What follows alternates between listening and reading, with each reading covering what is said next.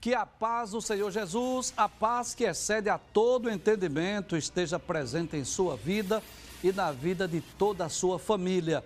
Estamos iniciando mais um Instantes Finais e eu quero agradecer por sua audiência, a você que gosta de estudar as profecias bíblicas e os eventos escatológicos. Que Deus te abençoe, que Deus continue abençoando você e toda a sua família. Lembrando que você pode assistir a nossa programação pela TV, pelo YouTube ou pelo site www.iadpplay.org.br. E se você deseja entrar em contato conosco, enviar sua mensagem ou a sua pergunta, o número do WhatsApp está aparecendo aí na sua tela. O prefixo é 81 e o número é o 99491-2293. Se você está acompanhando diariamente os Instantes Finais, você sabe que nós estamos estudando o livro do Apocalipse, o último livro da Bíblia e, por que não dizer, o livro mais importante no que diz respeito ao estudo da escatologia, não é? No programa anterior, nós estudamos os versículos 4 a 8 do capítulo 1, que trata sobre a dedicação do livro do Apocalipse. E como nós fazemos diariamente, nós vamos recapitular para que você que assistiu o programa possa rever, possa reforçar o aprendizado. E se você, por alguma razão, não assistiu, pelo menos você tem uma ideia do que nós estudamos ontem, não é? Então, vamos rever, vamos recapitular aquilo que nós estudamos ontem. Ontem estudamos sobre a dedicação do livro do Apocalipse, né? E o que foi que vimos ontem? Primeiro, que foi João que escreveu, a princípio escreveu para as 7 igrejas da Ásia, né? E ele desejava que a graça e a paz de Deus, de Cristo e do Espírito Santo estivesse presente na vida de todos aqueles que recebessem a revelação do Apocalipse. Também vimos no versículo de número 5 que Jesus é apresentado nesse texto como a fiel testemunha, como o primogênito dos mortos e o príncipe dos reis da terra. Explicamos cada um desses significados, né? E João diz que Cristo nos ama e com o seu sangue nos lavou dos nossos pecados. No versículo de número 6, nós vimos, né, que Cristo nos fez reis e sacerdotes para Deus e Pai. Nós falamos ontem sobre os 3 mediadores do Antigo Testamento e pelo fato de havermos sido feitos por Cristo sacerdotes e reis, nós deveríamos glorificar e adorar a Deus por isso. Vimos no versículo de número 7 que João falou também sobre a vinda de Jesus, e essa vinda aí não é arrebatamento, e sim a vinda em glória. Todo olho verá, até mesmo os judeus, aqueles que mataram Cristo. E todas as tribos da terra se lamentarão e verão vir o Filho do Homem, né? O Deus, o Cristo Todo-Poderoso. Então, nós concluímos ontem, né, o versículo de número 8, onde Jesus disse que é o alfa e o ômega, o princípio e o fim, aquele que era, o que é e o que há de vir, o Todo-Poderoso, o El Shaddai. Esse foi o tema da nossa aula de ontem. Hoje nós vamos estudar sobre a visão do Cristo glorificado, né? Que está registrado também no capítulo 1. Nós vamos estudar dos versículos 9 e, se houver tempo, até o versículo de número 16. Mas antes de nós explicarmos esse texto, gostaríamos de trazer aqui um esclarecimento. Primeiro, a equipe de arte preparou aí, como sempre, como tem feito diariamente, preparou aí algumas imagens só para facilitar a nossa compreensão. Abre a tela, por gentileza, para eu explicar algo. Nós não queremos de forma alguma, não é que você ignore essa imagem aí, ela é meramente ilustrativa, é só para que nós tenhamos uma ideia, né? Essa imagem, ela foi tirada da internet e está aí só para que nós possamos compreender melhor essa visão, essa revelação, tá certo? É uma imagem meramente ilustrativa. E o tema da nossa aula de hoje é exatamente este: João em Patmos, a visão de Jesus glorificado. Com certeza, dentre as muitas visões, dentre as muitas revelações que João teve lá na ilha de Patmos, eu quero crer que as duas mais gloriosas foi exatamente a primeira e a última. E por quê, professor? Porque na primeira ele viu Jesus glorificado, ele viu Jesus ressurreto, de forma como ele nunca tinha visto. Nós vamos ver isso hoje. E a última foi exatamente a visão, a revelação do novo céu, da nova terra e da nova Jerusalém, né? Então, João teve muitas visões, muitas revelações lá na ilha de Patmos, que ele registrou no livro do Apocalipse, mas particularmente creio que as mais gloriosas foram exatamente a primeira, o Cristo glorificado, e a última, que foi a visão da nova Jerusalém. Vamos estudar hoje capítulo 1, versículos 9 a 16, e você tem duas opções. Se você tem uma Bíblia, se você dispõe de uma Bíblia, é bom que esteja com ela. Nós vamos ler outros textos bíblicos no decorrer da nossa aula. Se você dispõe aí de um caderno de anotações, prepare aí o caderno, caneta, para você fazer as suas anotações, mas, se você preferir também, você pode acompanhar a leitura do texto bíblico aqui na tela, porque a equipe de arte preparou para facilitar a nossa aula, facilitar a nossa compreensão. Então, vamos lá para o versículo de número 9, o que é que diz a palavra de Deus? Pode passar a tela, por gentileza?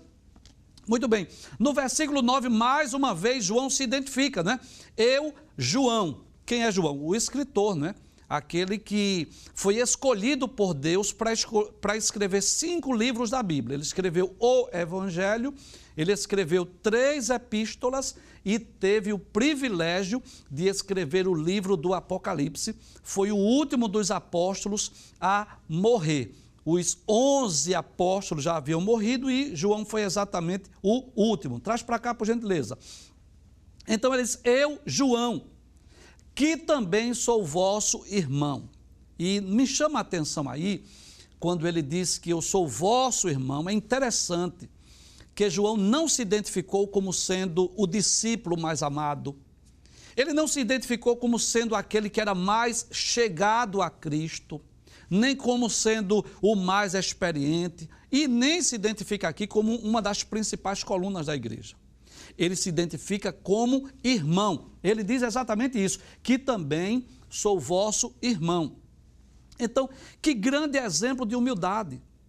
Tem pessoas que, às vezes, porque teve um sonho, porque teve uma visão ou uma revelação, já se sente superior às demais pessoas. Tem pessoa que já começa, às vezes, até a se envaidecer ou se achar que é mais espiritual do que os outros. Mas como é que João se identifica? Como é que ele se identifica para os seus leitores? Ele diz, eu sou o vosso irmão. Mas não só isso. Ele diz também que ele é companheiro na aflição. E nós já dissemos aqui em outros programas que a vida cristã, ela não nos isenta de passarmos lutas, tribulações, adversidades, não é? João diz, eu sou vosso irmão e eu sou também companheiro na aflição. Isso nos ensina, né, que enquanto estivermos aqui nesse mundo, enquanto estivermos aqui na terra, nós estamos sujeitos às intempéries da vida, às aflições. Estamos sujeitos às tribulações. É como se João estivesse dizendo assim, olha, se vocês estão enfrentando tribulações, se vocês estão enfrentando dificuldade, adversidade, eu sou companheiro de vocês. Eu também estou enfrentando perseguições e aflições. João se identifica como alguém que padece, que sofre. E a vida cristã não é um mar de rosas. A vida cristã também é caracterizada por aflições, por sofrimento. O próprio Jesus disse isso, no mundo tereis aflições. Todo aquele que serve a Cristo, que é discípulo de Cristo, deve estar pronto, disposto, não só a receber as bênçãos de Deus, mas também a suportar as aflições. Então João diz, eu sou vosso irmão, companheiro na aflição, mas ele diz, e no reino. E quando nós falamos de reino, nós devemos entender que há um sentido presente, o reino de Deus na terra, mas há também um sentido futuro, quando se refere ao reino milenial. Então, quando João diz que é companheiro no reino, ele está falando em duplo sentido, tanto no sentido terreno, presente, claro, ele estava se referindo aos seus contemporâneos, claro, né? Então, se referindo ao reino de Deus aqui na terra, ao crescimento, à expansão do reino, mas também no que diz respeito ao futuro, ao reinado milenial de nosso Senhor Jesus Cristo. Então ele diz: eu sou vosso irmão, companheiro na aflição e no reino, e ele diz também, e na paciência de Jesus Cristo. E esse termo paciência, ele tem um sentido de perseverança. O que João estava dizendo é que ele estava perseverando, persistindo em seguir a Cristo. Não basta apenas nós tomarmos a decisão de seguir a Cristo e darmos apenas os primeiros passos. É preciso perseverar. E o que é perseverar? Perseverar é continuar, é persistir, mesmo em meio às aflições, mesmo em meio às adversidades, mesmo em meio às tentações, às provações da vida, é preciso nós perseverarmos em seguir a Cristo. Então ele diz, ele é nosso irmão, companheiro na aflição e no reino e na paciência de Jesus Cristo. Mas João diz também onde ele estava, na ocasião que ele recebeu as visões, as revelações do Apocalipse, onde ele estava. Ele diz, estava na ilha chamada Patmos, né? E é interessante, eu estive estudando sobre essa ilha, e é interessante nós observarmos que o termo Patmos significa exatamente mortal. Que coisa interessante. Patmos significa mortal. E por quê? As pessoas que para ali, para aquela ilha eram enviadas, geralmente morriam naquela ilha. No tempo de João, no período do Império Romano, a ilha de Patmos serviu exatamente de lugar de detenção para criminosos, né? Atualmente essa ilha, ela leva o nome de Palmosa. Então nós vamos perceber aqui que era uma colônia penal romana, onde eram enviados quem? Os prisioneiros, principalmente prisioneiros políticos. E essas pessoas, além de serem exiladas nessa ilha, eram obrigados a trabalhar nas minas que havia nessa ilha. Então, veja que coisa interessante. Quem eram as pessoas que eram enviadas para a ilha de Patmos? Geralmente eram pessoas perigosas, geralmente eram prisioneiros políticos. Mas quem estava ali? Estava ali um servo de Deus, estava ali um apóstolo, um discípulo de Cristo que também foi enviado. E por qual motivo? Qual foi a razão pela qual João foi enviado para a ilha de Patmos? João vai dizer isso, não é? Volta para o texto novamente, por gentileza, muito bem. Ele diz que foi enviado por causa da palavra de Deus e pelo testemunho de Jesus Cristo, não é? Então João diz qual foi o motivo, qual foi a razão pela qual ele foi exilado, ele foi enviado para aquela ilha. Ele não era um criminoso, não era um malfeitor, mas foi colocado naquela ilha simplesmente por testemunhar da palavra de Deus. Como nós sabemos, Jesus havia predito isso. Jesus havia dito aos 12 que eles também seriam perseguidos, que eles também seriam mortos. E nós vamos perceber que os apóstolos, né, os demais apóstolos já haviam sido martirizados. E João estava ainda vivo, não é claro, havia um propósito, Deus ainda tinha planos, projetos para realizar na sua vida, Deus preservou a vida de João. Mas isso fez com que ele fosse levado exatamente para aquela ilha de Patmos, não que tenha cometido algum crime, não que ele fosse um malfeitor, não que ele tivesse se opondo ao imperador, não, mas simplesmente por conta da palavra de Deus. Vamos ver o que diz o versículo de número 10. Passa a tela, por gentileza. Então, João diz assim, versículo 10, eu fui arrebatado em espírito. Que coisa interessante, não é? Apesar de João estar fisicamente em Patmos, fisicamente onde João estava, na ilha de Patmos, mas ele teve essa experiência sobrenatural. Ele teve um arrebatamento de espírito. E o que é um arrebatamento de espírito? É como se a alma e o espírito saíssem do corpo. É como se o corpo de João ficasse lá na ilha e a sua alma e espírito saíssem. É mais ou menos isso, um arrebatamento de espírito. Então, aquela ilha que servia de exílio, um lugar de dor, de sofrimento, de solidão, tornou-se o lugar escolhido por Deus para que João desfrutasse da maior experiência de sua vida. Isso nos ensina que Deus é especialista em transformar tragédias em triunfos. Ele é especialista em tornar o mal em bem. Aquele lugar de dor, de sofrimento, de solidão, de angústia, agora tornou-se um lugar de revelação divina, da revelação da glória, da majestade. E eu gostaria de dizer algo aqui. Você que é cristão, você sabe disso, sabe o que eu estou dizendo. Que as maiores experiências que nós desfrutamos com Deus, geralmente, ela acontece exatamente nos momentos mais difíceis da vida.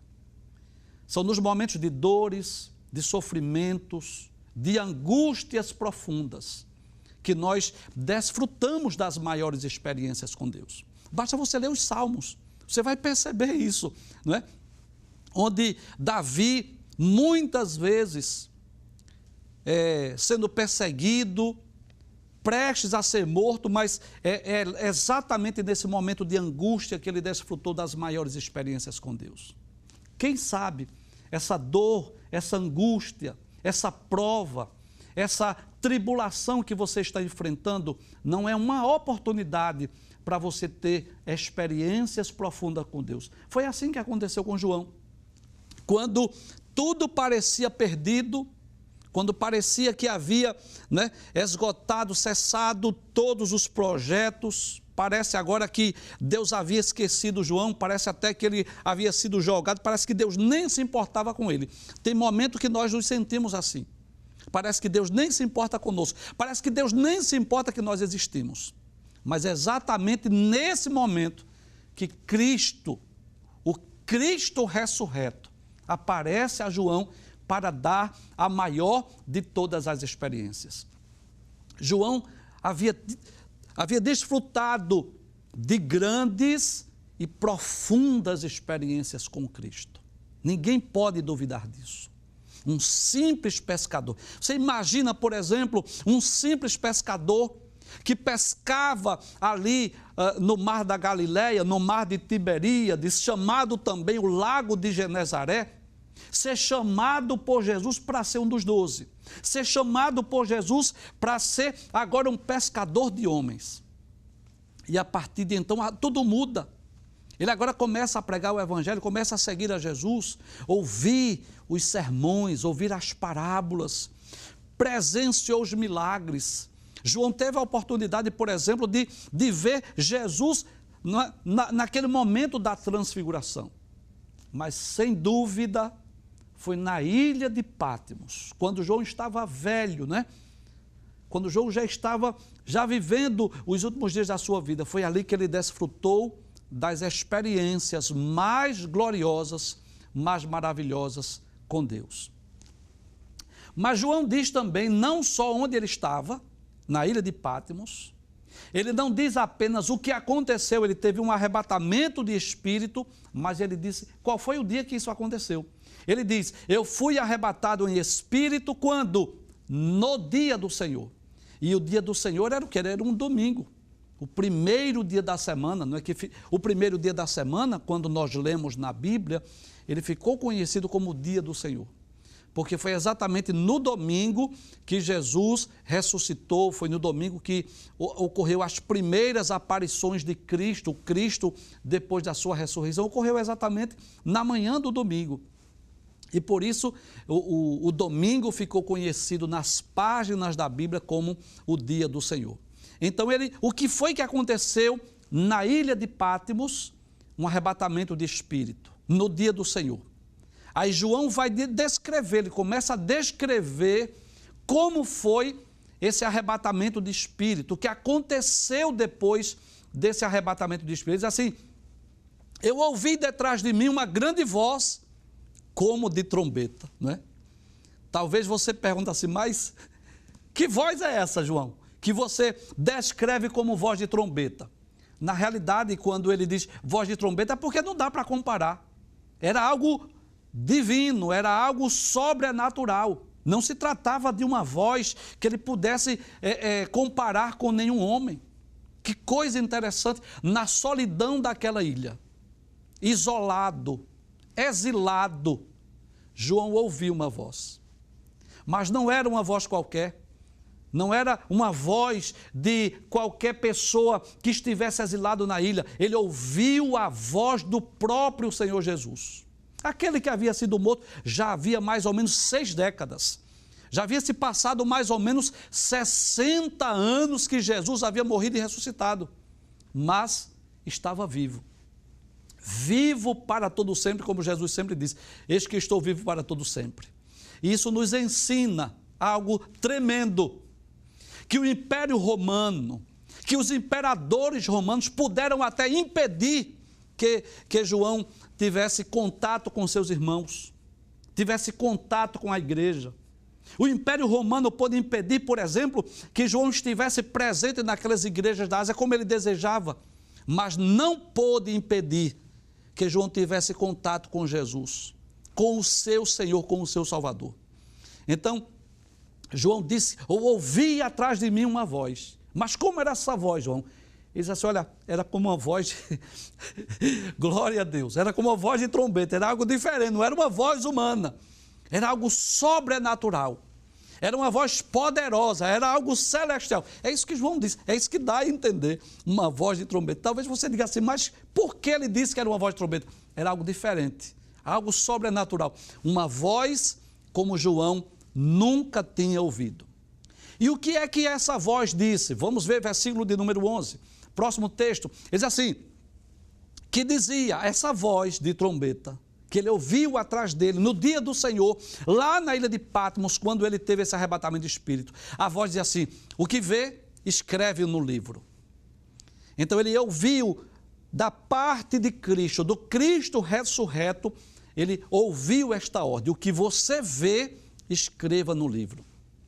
E por qual motivo Jesus disse que João deveria escrever?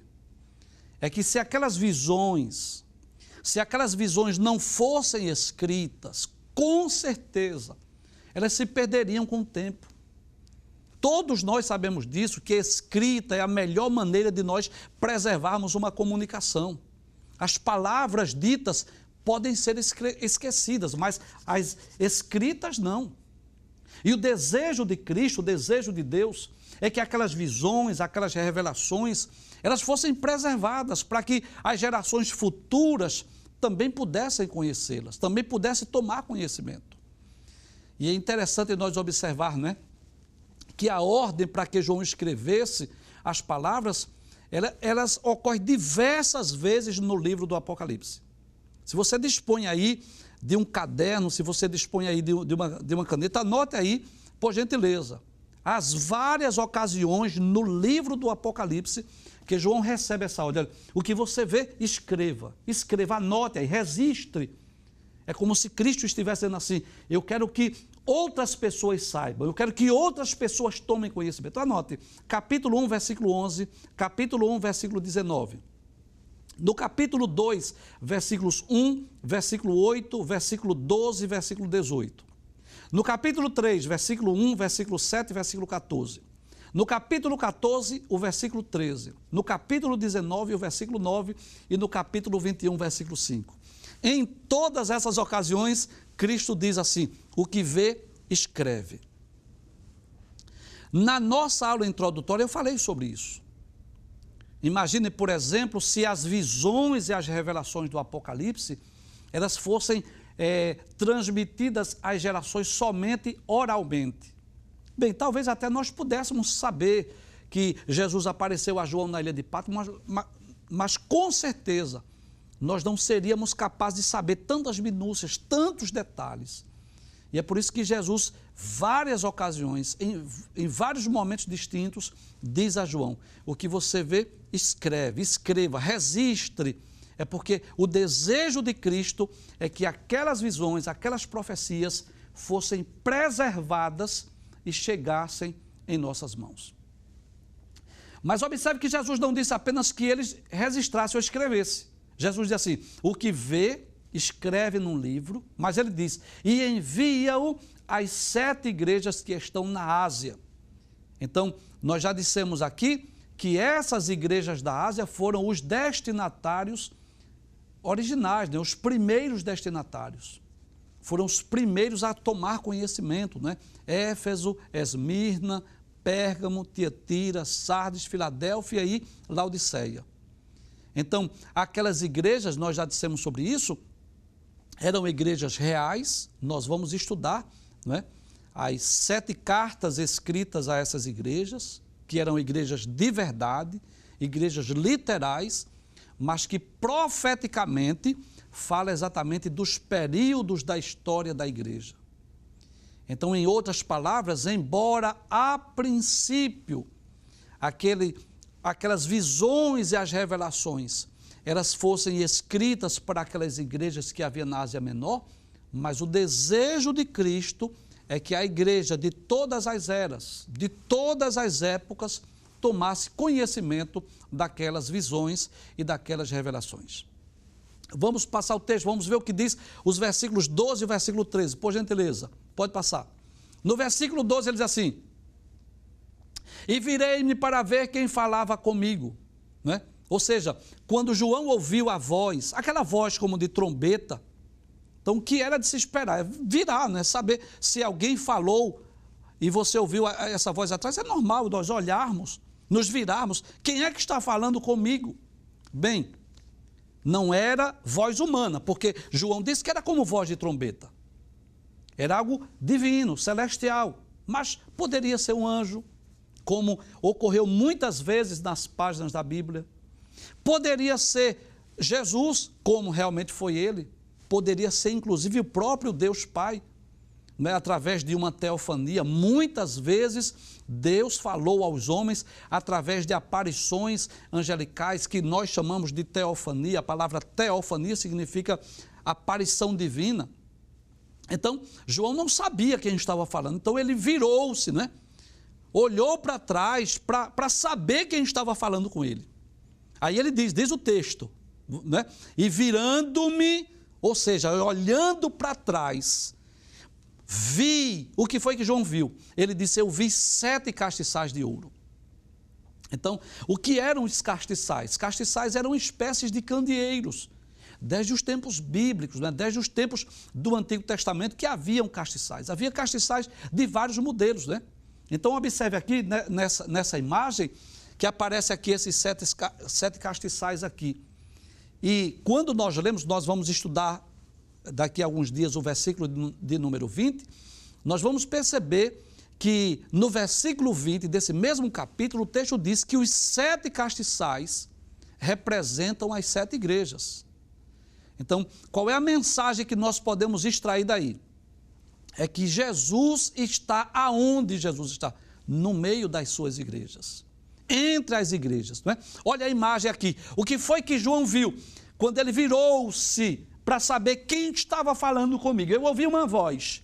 Era uma voz como de trombeta, uma voz como que de autoridade. Então eu virei-me. Quando eu virei-me, o que foi que viu? A princípio ele viu os 7 castiçais. E quem era que estava no meio dos 7 castiçais? Né? Quem estava exatamente Cristo. Ele diz, veja o texto, volte o texto, por favor. Ele diz assim, e virando-me, para ver quem falava comigo, né? Eu vi 7 castiçais de ouro. E no meio dos 7 castiçais, havia um ser, havia alguém. Então, Cristo, né? Outra lição que nós podemos extrair daí. Onde é que Jesus estava? No meio dos 7 castiçais. E é interessante isso, nós observarmos que Cristo aparece como a figura central. Ele está onde? No meio. Veja que coisa interessante. No capítulo 1 e o versículo 13, que é esse texto que nós estamos estudando, onde Jesus está? No meio dos 7 castiçais. No capítulo 2, versículo 1, que é a carta escrita à igreja de Éfeso, aí Jesus diz onde ele está. Veja que coisa interessante. Escreve ao anjo da igreja que está em Éfeso. Isso diz aquele que tem na sua destra as 7 estrelas, que anda no meio dos 7 castiçais. Agora é Jesus dizendo que está no meio dos 7 castiçais.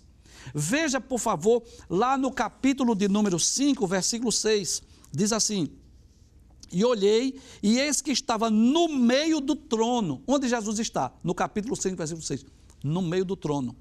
Lá no capítulo 7, versículo de número 17, diz: porque o cordeiro que está no meio do trono. E o que nós podemos aprender aqui é que isso nos mostra que um dos propósitos do livro do Apocalipse é demonstrar que Jesus encontra-se no centro da revelação de Deus. Ele está no meio dos 7 castiçais. Ele está no centro, no meio do trono. Ele é o personagem central de toda a Bíblia. Glória a Deus. Glória a Deus. Diante daquela visão gloriosa, não é? Ouviu aquela voz de autoridade, aquela voz como de trombeta, dizendo assim: o que vês, escreve e envia às 7 igrejas da Ásia. E quando João virou-se, ele viu 7 castiçais. E no meio dos 7 castiçais, quem estava lá? Diz assim o texto bíblico, não é? Ele diz: um semelhante ao Filho do Homem. Glória a Deus. E este título de Filho do Homem, não é? Frequentemente é aplicado à pessoa de Cristo. Isso fala da sua humanidade. Cerca de 80 vezes Jesus é descrito como sendo o Filho do Homem, nas páginas do Novo Testamento, mostrando que aquele que estava ali agora, naquela visão, lá naquele arrebatamento de espírito, aquele ser que estava ali, entre os 7 castiçais, não era outro, mas o mesmo Jesus que havia sido morto. E como é que João vê, não é? João começa a descrever como Jesus aparece naquela visão. Aí João diz assim: um semelhante ao Filho do Homem. E como ele estava? Diz assim: vestido até os pés de uma veste comprida, e cingido pelo peito com um cinto de ouro. Isso nos fala de Cristo como sacerdote e como rei. As vestes compridas de Cristo era semelhante a uma vestimenta usada pelos sacerdotes no desempenho das suas funções. O cinto de ouro, né, sobre o seu peito fala sobre a sua realeza. Eu não sei se você lembra, mas em programas anteriores, ou no programa anterior de forma mais específica, nós falamos sobre 3 mediadores do Antigo Testamento. Você lembra disso? O profeta, o sacerdote e o rei. Eram 3 grupos de pessoas que estavam no meio entre Deus e os homens. O profeta era aquele que ouvia a Deus e transmitia a mensagem de Deus aos homens. O sacerdote era aquele que apresentava os homens a Deus, oferecia os holocaustos, intercedia pelos homens a Deus. Enquanto o profeta ouvia Deus e falava aos homens, o sacerdote fazia o inverso, ouvia os homens e intercedia por eles a Deus. E o rei era aquele homem chamado, escolhido por Deus para reinar sobre as 12 tribos. Era um líder político, né? Embora que tivesse também responsabilidades espirituais, mas a sua responsabilidade maior era política. E é interessante que Jesus, durante o seu ministério terreno, ele exerceu um tríplice ofício aqui na terra. Claro que eu vou explicar melhor sobre o reinado que ainda é futuro. Mas Jesus foi um profeta. E por que Jesus foi um profeta? Porque ele transmitiu a mensagem de Deus aos homens. Ele ouviu ao Pai e transmitia a mensagem, as palavras de Deus aos homens. Jesus é, ao mesmo tempo, a oferta e o ofertante. Ele é o nosso sumo sacerdote, porque ele ofereceu a Deus o sacrifício, ele intercedeu por nós aos homens. Mas Jesus também é rei, embora que ele ainda não tenha, né, no sentido pleno do termo, ele ainda não tenha reinado sobre toda a terra, porque isso ainda é futuro. Nós já estudamos sobre o reino milenial. Ele reina sobre os crentes, ele reina sobre a igreja, e claro, ele é soberano, mas ainda não está reinando sobre o mundo. Então, essas vestes compridas, esse cinto de ouro, tanto aponta para a sua realeza, porque Jesus é rei, mas aponta também para o seu ofício, para a sua função sacerdotal. Vamos ver ainda o que é que João descreve. João começa a descrever agora as características deste ser, não é? De Cristo, do Filho do Homem, que aparece a ele lá entre os 7 castiçais, de vestes compridas e com um cinto de ouro sobre o peito. Aí ele diz nos versículos 14 e 15, que a sua cabeça e cabelos eram brancos como a lã, como a neve. Então, claro que nós devemos entender isso, que a cabeça, os cabelos brancos de Cristo, né, fala da sua divindade, da sua santidade, fala da sua eternidade, né? Certamente, né, você sabe disso, que essa alvura dos cabelos de Cristo não significa velhice, mas sim fala da sua eternidade, da sua divindade, da sua pureza. Não é? Porque, claro, que Jesus ressuscitou num corpo glorioso e incorruptível e não está mais sujeito às limitações humanas. Então, esses cabelos brancos de Cristo, como ele aparece nesse texto, não é claro, fala da sua eternidade, da sua pureza, fala da sua divindade. Mas João descreve ainda sobre os olhos de Cristo. Ele diz que os cabelos eram brancos como a lã branca, eram brancos como a neve, e os seus olhos como chamas de fogo. E por qual razão, por qual motivo, Jesus aparece a João com os olhos como chamas de fogo, como sendo 2 tochas de fogo? É simples, isso fala da sua onisciência. Aquele que tudo vê, que tudo sabe, que tudo conhece.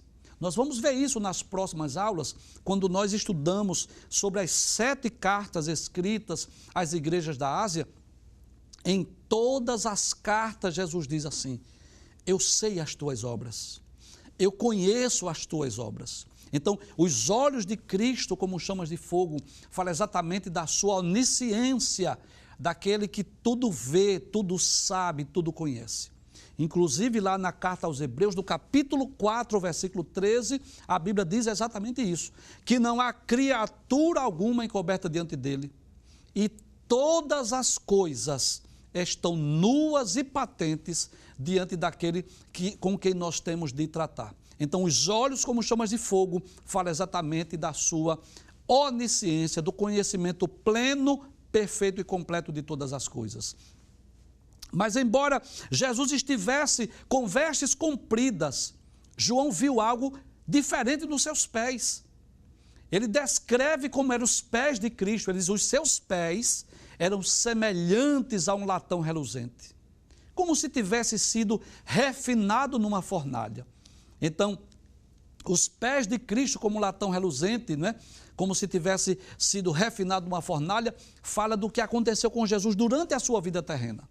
Porque ele, como homem, experimentou a fornalha da aflição, a fornalha do sofrimento. Ele foi provado no fogo do juízo divino. Ele veio a este mundo e enfrentou todo tipo de sofrimento. Nós vamos explicar sobre isso melhor no próximo programa. E para concluir esse versículo de número 14 e 15, ele diz que a voz de Cristo era semelhante às muitas águas, né? Mais uma vez, fala de uma voz com autoridade, de um poder irresistível da sua palavra, né? E isso pode ser comprovado também lá no livro de Ezequiel. Se você puder, leia esse texto, capítulo 43, versículo 2, onde Ezequiel também teve uma experiência sobrenatural. E ele disse que a voz de Deus era como a voz de muitas águas. Se Deus permitir, nós vamos dar continuidade a esse texto, né? Porque não foi possível concluir hoje toda a descrição desse Cristo ressurreto que João viu na ilha de Patmos, mas se Deus permitir, no próximo programa, nós vamos dar continuidade ao estudo desse texto maravilhoso, que foi a visão do Cristo ressurreto.